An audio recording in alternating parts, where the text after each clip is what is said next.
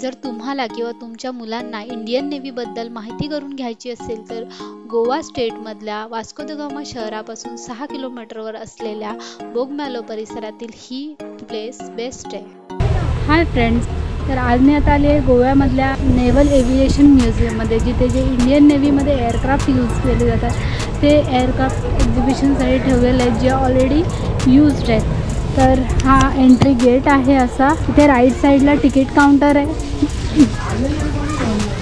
Ticket charges 100 rupees for adult, 50 rupees for child आहे। आणि जर आपण एक सर्व्हिसमॅन असलो तर आपल्याला डिस्काउंट आहे, अडल्ट 50 रुपीज आणि चाइल्ड 25 रुपीज। या म्युझियमचं टायमिंग आहे सकाळी 9:30 ते संध्याकाळी 5:30 आणि हे म्युझियम मंडेला क्लोज असतं।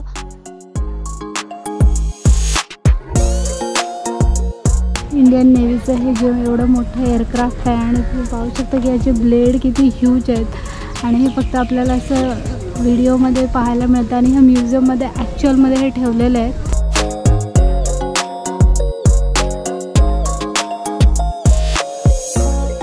हे जे छोटं एअरक्राफ्ट आहे त्याला आईसलँडर म्हणतात। नेव्हीला विमानांची खूप गरज असते आणि इथे या म्युझियममध्ये जुने आणि लेटेस्ट इंडियन नेव्हीने यूज केलेले व आत्ता वापरात नसलेले एअरक्राफ्ट ठेवलेले आहेत। तसेच प्रत्येक एअरक्राफ्टच्या समोर त्याची इन्फॉर्मेशन दिलेली आहे।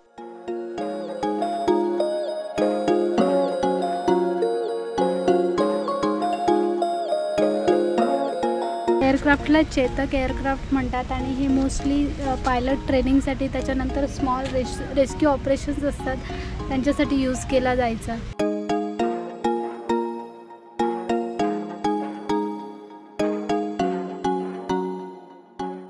हे म्युझियम 12 ऑक्टोबर 1998ला इस्टॅब्लिश केलं आहे आणि या म्युझियमचे 2 पार्ट आहेत। आउटडोर एक्झिबिशन ऑफ एअरक्राफ्ट असा एक बाहेरचा पार्ट आहे, ज्याच्यामध्ये सगळे एअरक्राफ्ट एक्झिबिशनसाठी ठेवलेले आहेत आणि आतमध्ये 2 स्टोरी इंडोर गॅलरी आहे।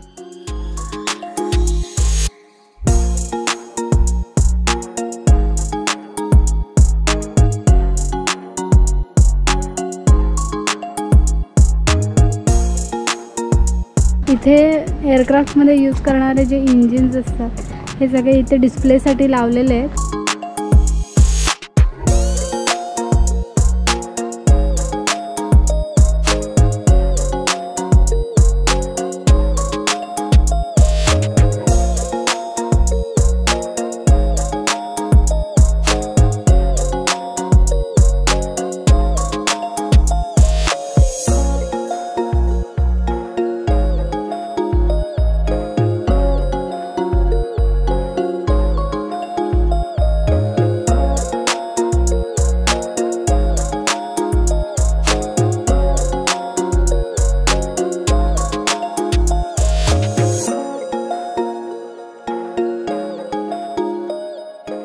या इंडोर गॅलरीमध्ये बाहेर ठेवलेल्या प्रत्येक एअरक्राफ्टचं मिनिएचर ठेवलेलं आहे आणि त्याची इन्फॉर्मेशन बोर्डवर लिहिलेली आहे।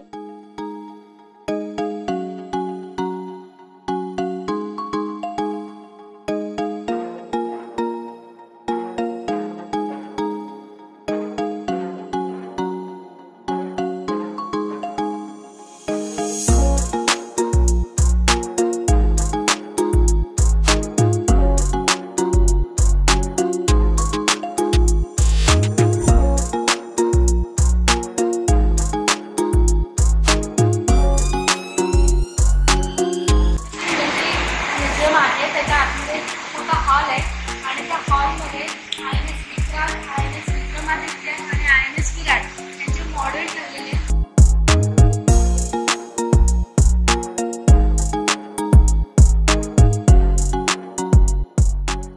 या म्युझियममध्ये आपल्याला नेव्हीचं महत्त्व, त्याची फंक्शनिंग कशी होते आणि नेव्हीचं इव्हॉल्युशन कसं झालं हे आपल्याला पाहायला मिळतं। त्याच्यासाठी त्यांनी खूप सारी इन्फॉर्मेशन आतमध्ये लिहिलेली आहे।